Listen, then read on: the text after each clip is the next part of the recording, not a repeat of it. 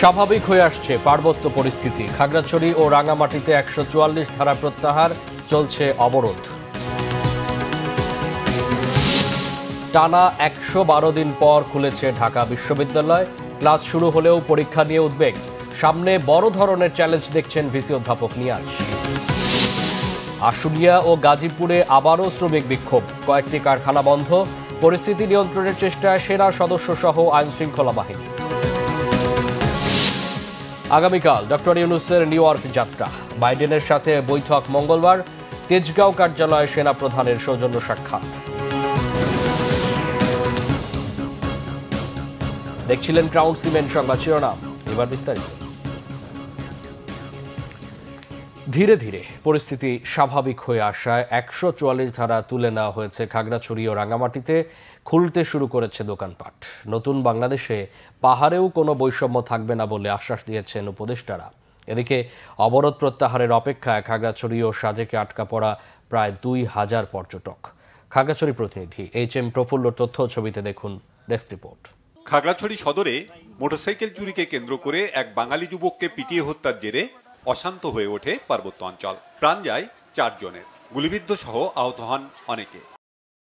পাহাড়ি বাঙালি সংঘর্ষের জেরে খাগড়াছড়ি ও রাঙামাটি পৌর শহরে জারি করা হয় ১৪৪ ধারা। পরিস্থিতি স্বাভাবিক হওয়ায় তুলে নেওয়া হয় এ বিধিনিষেধ। তবে অবরোধের কারণে বন্ধ রয়েছে যানবাহন চলাচল। এতে খাগড়াছড়ি ও সাজেকে আটকা পড়েছে প্রায় ২,০০০ পর্যটক। আমরা গাড়ির কষ্ট আছে, গাড়ি চলতেছে না, বৃষ্টি সব ভেঙে ফেলছে। সেনাবাহিনী নাকি ওনাদেরকে বাধা দিচ্ছে যে নিষিদ্ধ করতে আর কি যাওয়া যাবে। আমরা জানতাম না যে এই জায়গায় অবরোধ। মুন্সিগঞ্জ থেকে আসছি ১৭ জন, সবাই একসাথে আমরা ফেনী চলে যাব, কিন্তু আসলে পরিস্থিতি এমন একটা অবস্থা হয়ে যায় যে ফেনী যাওয়ার মতনও সাহসটা করতে পারিনি। অনেক গাড়ি আবার সাজেকে বাইরে রয়েছে। এখন যদি সেনাবাহিনী অথবা যদি কেউ এসকর্ট দিয়ে দেয় আমাদেরকে, তাহলে আমরা যাবো আর। পার্বত্য অঞ্চল অশান্ত হয়ে ওঠার পেছনে ষড়যন্ত্র দেখছেন উপদেষ্টারা। ষড়যন্ত্রকারীদের বিরুদ্ধে সবাইকে রুখে দাঁড়ানোর আহ্বান জানিয়েছেন তারা। আমরা কিন্তু লড়াই সংগ্রাম করে একটা নতুন বাংলাদেশের স্বপ্ন দেখছি। পাহাড় সমতল সব মিলিয়ে কিন্তু বাংলাদেশ। এই পাহাড়ও আমার, এই সমতলও আমার। সবাই বাংলাদেশের নাগরিক এবং সকল নাগরিকের অধিকার সমান। তো সেই জায়গাটায় আমাদের শ্রদ্ধা সম্মান রাখতে হবে। আমাদের সকল নাগরিকের অধিকার, তাদের ভাষা, সংস্কৃতি সবকিছুকে শ্রদ্ধা সম্মান করে একত্রে বসবাস করতে পারি। সকলের অধিকার যাতে সেখানে রক্ষা করা হয়। গুজব ছড়ানো হচ্ছে, যেহেতু এখন এই যে সোশ্যাল মিডিয়া, এটার যেমন উপকারিতাও আছে অপকারিতাও বেশি। সে অপকারিতা আমরা এখন দেখলাম। ভিন্ন জায়গার ছবি এনে অনেকে যেন দেখানো হচ্ছে বাংলাদেশে রাঙামাটিতে এটা ঘটেছে, খাগড়াছড়িতে এটা ঘটেছে। কিছু কিছু আমার কাছে মনে হলো যেন মণিপুরের সেই ছবিগুলো এখানে কিছুটা ফটোশপিং করে দেখানো হয়েছে। এগুলো তো ভালো ধরতে পারবে তোমরা, সেগুলো তোমাদের এখানে একটা দায়িত্ব আছে। তোমরা কাউন্টার, অনেকেই যেন সেই যে অপপ্রচার হয় সেটাকে কাউন্টার করবে, যে না এগুলো অপপ্রচার। সেই শক্তি তোমরা ব্যবহার করো না, কারণ সেই তোমার যে সক্ষমতা সেটা ব্যবহার করবে, তবে আমরা একটা নতুন বাংলাদেশ গড়ে তুলতে পারবো। সহিংসতার পর বিভিন্ন গ্রামে পাহারা বসিয়েছে পাহাড়ি বাঙালিরা। এতে ধীরে ধীরে শান্ত হয়ে আসছে পরিস্থিতি। সন্ত্রাসীদের আইনের আওতায় আনার জোর দাবি জানিয়েছেন স্থানীয়রা। আমরা সাকমা পাহাড়ে মিলে উভয়ে একত্রিতভাবে আমরা থাকবো, আর বাইরের লোক আমাদের এখানে ঢুকতে দেব না। আর সাকমারাও আমরা এটা আমরা সিদ্ধান্ত নিয়েছি, আর বাঙালিরাও এই যে বাইরেরা সবাই আছে সিদ্ধান্ত নিয়েছে, হেরাও বাইরের লোক ঢুকতে দেবে না। সম্প্রীতি রক্ষায় সব পক্ষকে শান্ত থাকার আহ্বান সচেতনদের। Bangla vision news desk. টানা ১১২ দিন পর খুলেছে ঢাকা বিশ্ববিদ্যালয়। কয়েকটি বিভাগে ক্লাস হয়েছে। ক্লাস শুরু হলেও পরীক্ষা নিয়ে উদ্বিগ্ন সাধারণ শিক্ষার্থীরা। জুলাইতে যে পরীক্ষা হওয়ার ছিল সেটি কবে হবে জানে না তারা। আবার দ্রুত পরীক্ষা হলে প্রস্তুতি নিতে কিছুটা বেগ পেতে হবে তাদের। এদিকে সামনে বড় ধরনের চ্যালেঞ্জ দেখছেন ঢাকা বিশ্ববিদ্যালয়ের উপাচার্য অধ্যাপক doctor Niaz Ahmad Khan. Class gap পূরণে পরিকল্পনা রয়েছে তার। জানান, বিভিন্ন ক্ষেত্রে তৈরি হওয়া দ্বন্দ্ব নিরসনে কাজ চলছে। মুহিবুল্লাহ মুহিবের রিপোর্টে বিস্তারিত। কোটা সংস্কার থেকে সরকার পতনের এক দফা। ১ জুলাই থেকে টানা আন্দোলনে স্থবির ঢাকা বিশ্ববিদ্যালয়ের শিক্ষা কার্যক্রম। ১ জুলাই থেকে ক্লাস চালুর কথা থাকলেও প্রত্যয় স্কিম বাতিলের দাবিতে অনির্দিষ্টকাল কর্মবিরতি পালন করে বিশ্ববিদ্যালয় শিক্ষক সমিতি। সবকিছু ছাপিয়ে রবিবার বিশ্ববিদ্যালয় খোলার পর সিনেট ভবনের সামনে 1 মিনিট নীরবতা পালন করা হয় ছাত্র জনতার আন্দোলনে হতাহতদের স্মরণে। পরে পায়রা উড়িয়ে পাঠদান প্রক্রিয়া উদ্বোধন করেন উপাচার্য অধ্যাপক ডক্টর নিয়াজ আহমেদ খান। এ সময় তিনি বলেন, শিক্ষক শিক্ষার্থীরা ভয়াবহ মানসিক ট্রমার মধ্য দিয়ে গেছে, তা কাটিয়ে ওঠার চেষ্টা চলছে। আমাদের প্রশাসন দায়িত্ব নেবার আজকে 23তম দিন চলছে। আমরা সমস্ত অংশীজনদের সাথে কথা বলে মত বিনিময় করে বিশ্ববিদ্যালয়ের একাডেমিক কার্যক্রম চালু করার ব্যাপারে সর্বসম্মতিক্রমে সিদ্ধান্ত নিয়ে আজকে সেই শুভক্ষণ উপস্থিত হয়েছে। আমরা সকল মহলের সহযোগিতা পেয়েছি, তাদের প্রতি গভীরভাবে আমরা কৃতজ্ঞ। ছাত্র, শিক্ষক, অভিভাবক, সাংবাদিক সহ আমাদের অংশীজনদের কথা আমরা কৃতজ্ঞতার সাথে স্মরণ করছি। বিশ্ববিদ্যালয়ের শিক্ষা কার্যক্রম শুরু হয়, খুশি শিক্ষার্থীরাও। আজকে ক্যাম্পাস চালু হতে এবং শুরু হতে আমরা অনেক খুশি এবং উচ্ছ্বসিত। প্রথম থেকে যে ক্যাম্পাস দেখছি ওটা দেখতে চাই না, লাইক ফার্স্ট ইয়ার যখন আমরা হলে যখন আসছি, যে গেস্ট রুম আমরা দেখেছি যে একটা অস্থিরতা। ঢাকা বিশ্ববিদ্যালয়ের এই যে একটা আপনার ইতিহাস, এর আগেও অনেকবার বিশ্ববিদ্যালয় এরকম হয়েছে, এরকম একটা গ্যাপ পড়েছে, তো তাদের এক্সপিরিয়েন্স আছে কিভাবে শিক্ষার্থীদেরকে এই গ্যাপটা তারা ফুলফিল করবেন। তো আমার বিশ্বাস যে আমরা যদি কোঅপারেট করি শিক্ষকদের সঙ্গে, তারা অবশ্যই আমাদেরকে একটা ভালো দিকে নিয়ে যেতে পারবেন। আমি চাচ্ছি যে এমনভাবে আমাদের ক্যাম্পাসটাকেও বহিরাগত থেকে একটু মুক্ত করতে পারলে খুবই ভালো। তবে ক্যাম্পাসে ছাত্র রাজনীতি নিয়ে মিশ্র প্রতিক্রিয়া তাদের মাঝে। না, কিছুটা ক্ষতি তো হয়েছে, সেটা বোঝাতে সময় লাগবে। আর লাস্টের দিকে আমার মনে হয়েছে যে ভাই, আই ডোন্ট ওয়ান্ট এনিথিং, আমি জাস্ট একটা পিসফুল লাইফ চাই, আমি ক্লাস করব, নর্মাল থাকবো, সব নর্মাল। এখন ভাই শাহবাগে মানুষ দেখলে আমার খুব বিরক্ত লাগে। আগের মতো আসার ট্রাই করতেছি, যে সিচুয়েশন যেমন আগে ছিল তো সেরকমই আমরা আসার ট্রাই করতেছি, যেন ভাবে আমরা ব্যাক করতে পারি বা পড়ালেখা মনোযোগ দিতে পারি ওই ট্রমা থেকে বের হয়ে। যেটা দেখতে চাই যে লেজুর ভিত্তিক কোনো রাজনীতি থাকবে না, ছাত্র রাজনীতি, যেটা ক্যাম্পাসে যেটার জন্য এই ভার্সিটির স্টুডেন্টদের বা এত সমস্যা, যে এই জিনিসটা নিয়ে ছাত্র রাজনীতি, এইটা বন্ধ, এইটা মুক্ত একটা ক্যাম্পাস আশা করি আমরা সবাই। আমরা তো পড়াশোনা করতে আসছি, এখানে তো আমরা পড়াশোনা করব, তো এই এখন রাজনীতি বা সব কিছুতেই পার্টিসিপেন্টস থাকবে, কিন্তু ক্যাম্পাসের বাইরে, আমাদের ক্যাম্পাসের বাইরে অবশ্যই সবার আলাদা আলাদা লাইফ আছে, বাট ক্যাম্পাসে আসছি আমরা লেখাপড়া করার জন্য। শিক্ষকদের কর্মবিরতির পাশাপাশি শিক্ষার্থীরা কোটা সংস্কারের দাবিতে 7 জুলাই থেকে ক্লাস পরীক্ষা বর্জন করে। এর মধ্যে কোটা আন্দোলন দেশব্যাপী ছড়িয়ে পড়ে। উদ্ভূত পরিস্থিতিতে 17 জুলাই থেকে বিশ্ববিদ্যালয় অনির্দিষ্টকালের জন্য বন্ধ ঘোষণা করা হয়। পরে অন্তর্বর্তী সরকার দায়িত্ব নেয়ার পর গত 10 আগস্ট বিশ্ববিদ্যালয়ের উপাচার্য ডক্টর ASM মাকসুদ কামাল পদত্যাগ করেন। 27 আগস্ট নতুন উপাচার্য করা হয় অধ্যাপক ডক্টর নিয়াজ আহমেদ খানকে।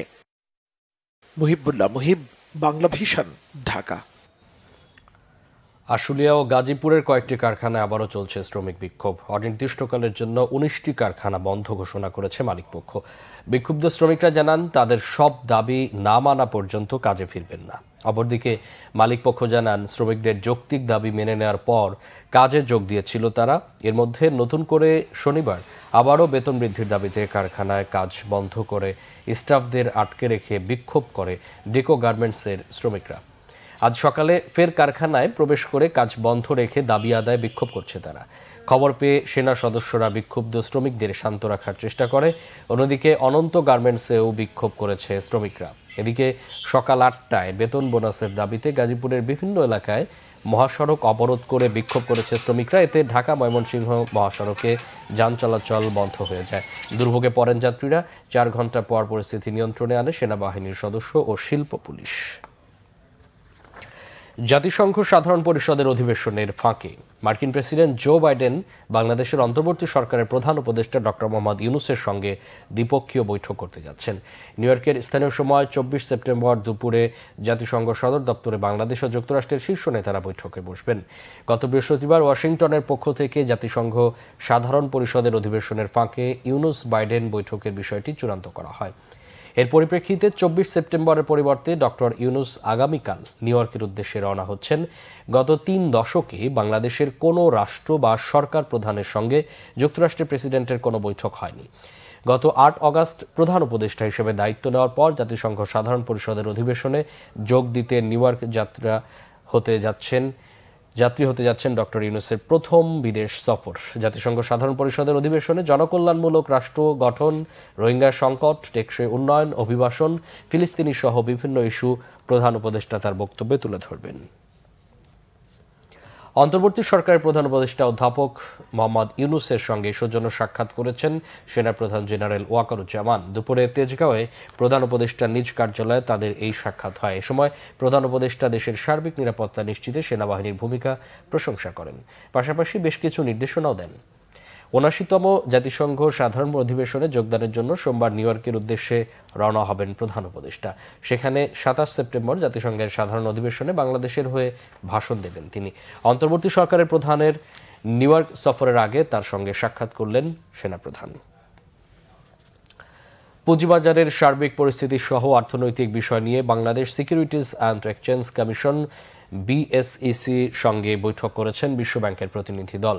রাজধানীতে বিএসইসি ভবনে বেলা ১১টার দিকে এই বৈঠক শুরু হয়। ১ ঘণ্টার বেশি সময় চলা বৈঠক শেষে কমিশনের চেয়ারম্যান খন্দকার রাশেদ মাকসুদ কথা বলেন সাংবাদিকদের সাথে। তিনি জানান, বিশ্বব্যাংকের সাথে পুঁজিবাজারে সুশাসন ফেরানো ও সার্ভিলেন্স নিয়ে কথা হয়েছে।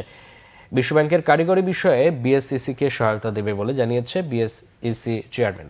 ২০১২ সালে সফটওয়্যার দিয়ে পুঁজিবাজার চলছে, তাই এটি উন্নয়নে বিশ্বব্যাংকের সাথে কথা হয়েছে বলেও জানান কমিশন চেয়ারম্যান খন্দকার রাশেদ মাকসুদ। নিয়ে কথা বলেছি, কি কি এরিয়াতে আমরা টেকনিক্যাল অ্যাসিস্ট্যান্স পেতে পারি সে সমস্ত ব্যাপার নিয়ে কথা বলেছি। তো আমরা ফার্স্টে সার্ভেলেন্সের উপরে জোর দিয়েছি। সার্ভেলেন্স টিম যেটা আছে সেটাকে কিভাবে আমরা আরো উন্নত করতে পারি সেটা দিয়ে কথা বলেছি। এছাড়া আমরা গভর্নেন্স নিয়ে কথা বলেছি, আর কথা বলেছি আমরা আমাদের নিজস্ব ইআরপি এবং সিস্টেমস কি আইটি ইনফ্রাস্ট্রাকচার ডেভেলপ করা যায়। হত্যা মামলায় দীপুমণি, হাসানুল হক ইনু, রাশেদ খান মেনন, পলক সহ ৭ জনকে কারাগারে পাঠানো হয়েছে। রাজধানী তেজগাঁও থানায় হত্যা মামলায় জাতীয় সমাজতান্ত্রিক দলের সভাপতি ও সাবেক মন্ত্রী হাসানুল হক ইনু, সাবেক সমাজ কল্যাণ মন্ত্রী দীপুমণি, সাবেক টেলিযোগাযোগ ও তথ্য প্রযুক্তি প্রতিমন্ত্রী জুনায়েদ আহমেদ পলক ও সাবেক পুলিশের inspector general Chowdhury Abdullah Al Mamun, workers পার্টির সভাপতি রাশেদ খান মেনন, সাংবাদিক দম্পতি শাকিল আহমেদ ও ফারজানা রূপাকে গ্রেফতার দেখানোর আদেশ দিয়েছে আদালত। সেই সাথে রিমান্ড শেষে সকালেই ঢাকার চিফ মেট্রোপলিটন ম্যাজিস্ট্রেটের আদালতে তোলা হলে তাদের কারাগারে পাঠানোর আদেশ দেন বিচারক। এদিকে যাত্রাবাড়ী থানার রফিকুল ইসলাম হত্যা মামলায় সাবেক রেলমন্ত্রী নুরুল ইসলাম সুজনকে আবারও ৫ দিনের রিমান্ড দিয়েছে আদালত। পরিবেশ, বন ও জলবায়ু পরিবর্তন মন্ত্রণালয়ের উপদেষ্টা সৈয়দ রিজওয়ানা হাসান বলেছেন, ভারতের সঙ্গে অতীতে নীরবতা ও নিষ্ক্রিয়তার দিন শেষ হয়ে গেছে। নদীর পানি কেবলমাত্র রাজনীতি নয়, কূটনীতি ও অর্থনীতি। সকালে ফেনীর পরশুরামের নিজ কালিকাপুর মুহুরী নদীর ভাঙন পরিদর্শন শেষে তিনি এসব কথা বলেন। রিজওয়ানা হাসান বলেন, দর কষাকষি করে দেশের অনুকূলে যদি একটি চুক্তি পাওয়া যায়, সেখানেই স্বাক্ষর করতে রাজি বাংলাদেশ। অন্য দেশ কি করলো না করলো সেটা দেখার বিষয় না। তিস্তা চুক্তির খসড়া নিয়ে যাওয়ার পরও ভারত স্বাক্ষর করেনি বলে তিনি জানান। রিজওয়ানা হাসান বলেন, বাংলাদেশের দাবিগুলোকে আন্তর্জাতিক সম্প্রদায়ের কাছে উপস্থাপন করা হবে, যা অতীতের সরকার করেনি। ওইখানে তারা অভিন্ন নদীর উপর কি কি কাঠামো করেছে এবং পানি নিয়ন্ত্রণ করার জন্য সেই কাঠামোগুলো ব্যবহার করছে। ওইখানে পানি কতটুকুন বেড়ে গেলে ওরা ছেড়ে দেবে, এটা যদি আগে থেকে আমাদেরকে জানায় তাহলে অন্তত আমরা ক্ষয়ক্ষতিটা কমিয়ে রাখতে পারতাম। সরকারি পর্যায়ে যদি কোনো নীরবতা থেকে থাকতো, যদি কোনো নিষ্ক্রিয়তা থেকে থাকতো, সেই দিনটা শেষ হয়ে গেছে। তবে একটা কথা সবাইকে মাথায় রাখতে হবে যে নদীর পানি কেবলমাত্র রাজনীতি না, এটা কূটনীতিও, এটা অর্থনীতিও। কাজে আমরা আমাদের মানুষের কথা, আমাদের মানুষের দুর্ভোগ, আমাদের মানুষের প্রত্যাশা, তাদের চাহিদা অনুযায়ী জানি উজানের দেশগুলোর সাথে কথা বলতে পারি, সেটা বুঝতেই কিন্তু আমার আজকে আসা। রাঙামাটি ও খাগড়াছড়িতে পাহাড়ে ছাত্র জনতার ডাকা ৭২ ঘণ্টা সড়ক ও নৌপথ অবরোধ এবং যানবাহন শ্রমিক মালিক ঐক্য জোটের ডাকা অনির্দিষ্টকালের ধর্মঘটের দ্বিতীয় দিন আজ। বন্ধ আছে অভ্যন্তরীণ ও দূরপাল্লা রুটে সব ধরনের যানবাহন ও নৌযান চলাচল। পরিস্থিতি নিয়ন্ত্রণে মোতায়েন করা হয়েছে অতিরিক্ত আইনশৃঙ্খলা রক্ষা বাহিনী। শহরে পুলিশের পাশাপাশি সেনাবাহিনীকেও রাখা হয়েছে শক্ত অবস্থানে। এছাড়া পর্যটন কেন্দ্র সাজেকে ভ্রমণে গিয়ে আটকা পড়েছে ২,০০০-এর মতো পর্যটক। পরিস্থিতির বিবেচনায় পরবর্তী ব্যবস্থা গ্রহণ করা হবে বলে জানিয়েছেন বাঘাইছড়ি উপজেলা নির্বাহী অফিসার শিরিন আক্তার। এদিকে অবরোধের কারণে ভোগান্তিতে পড়েছে খাগড়াছড়ির সাধারণ মানুষ। বৃহস্পতিবার বিকেলে খাগড়াছড়ির দীঘিনালায় শিক্ষার্থীদের মিছিলে হামলার জেরে দুপক্ষের সংঘর্ষ হয়। এ ঘটনায় খাগড়াছড়ি ও রাঙামাটিতে এই পর্যন্ত নিহত হয়েছেন 4 জন। পরে সংঘাত এড়াতে দুই পার্বত্য জেলার পৌর এলাকায় 144 ধারা জারি করে প্রশাসন। ভারতে ইলিশ রপ্তানির পক্ষে নয় মৎস্য মন্ত্রণালয়। বাণিজ্য মন্ত্রণালয় নিজে থেকেই 3000 টন রপ্তানির অনুমোদন দিয়েছে বলেছেন মৎস্য ও প্রাণী সম্পদ উপদেষ্টা ফরিদা আক্তার। সচিবালয় ব্রিফিংয়ে তিনি এসব কথা বলেন। ফরিদা আক্তার বলেন, ইলিশের প্রজনন ও উৎপাদন বৃদ্ধির জন্য 13 অক্টোবর থেকে 3 নভেম্বর পর্যন্ত ইলিশ আহরণ বন্ধ থাকবে। নদীতে চর ড্রেজিং না হওয়া, দূষণের কারণে সাগর থেকে নদীতে ডিম ছাড়তে আসতে পারছে না মা ইলিশ। জানান, কমিটমেন্ট আগের মতোই আছে। ইলিশ রপ্তানির বিপক্ষে মৎস্য প্রাণী সম্পদ মন্ত্রণালয়। অনেক ইলিশ আছে দেশে, তাই দাম বেড়ে যাবে বলে মনে করেন না উপদেষ্টা। জানান, গতবারও কম ইলিশ নিয়েছে ভারত। অন্তর্বর্তী সরকার দেশের মানুষকে ইলিশ খাওয়ানোর পক্ষে, রপ্তানির বিপক্ষে। রপ্তানি খবরে দাম বাড়লে ব্যবস্থা নেওয়ার কথাও জানান ফরিদা আক্তার। ভারতের যারা মৎস্য ব্যবসায়ী এবং বাংলাদেশের মৎস্য ব্যবসায়ী তারা একটা অনুরোধের প্রেক্ষিতে এটা বাণিজ্য মন্ত্রণালয় দিয়েছে। এর সাথে মৎস্য ও প্রাণী সম্পদ মন্ত্রণালয়ের কোনো সম্পর্ক নেই। রপ্তানি বন্ধত্বের দায়িত্ব আমার না, বুঝছেন। আমি আহ্বান জানাতে পারি কিন্তু আমি বন্ধ করতে পারি না, বুঝছেন। আমার তো আমি আগে জানিয়ে ফেলেছি যা, কিন্তু এখন ওরা বলছে দুর্গাপূজাকে কেন্দ্র করে তারা বিশেষ যে অনুরোধ পেয়েছে সেই অনুযায়ী যদি তারা করে থাকে সেটা তো আমি জোর করে কিছু করতে পারবো না। সংবাদ শেষ করব ক্রাউন সিমেন্ট শিরোনামগুলো আরেকবার জানিয়ে। স্বাভাবিক হয়ে আসছে পার্বত্য পরিস্থিতি। খাগড়াছড়ি ও রাঙামাটিতে 144 ধারা প্রত্যাহার, চলছে অবরোধ।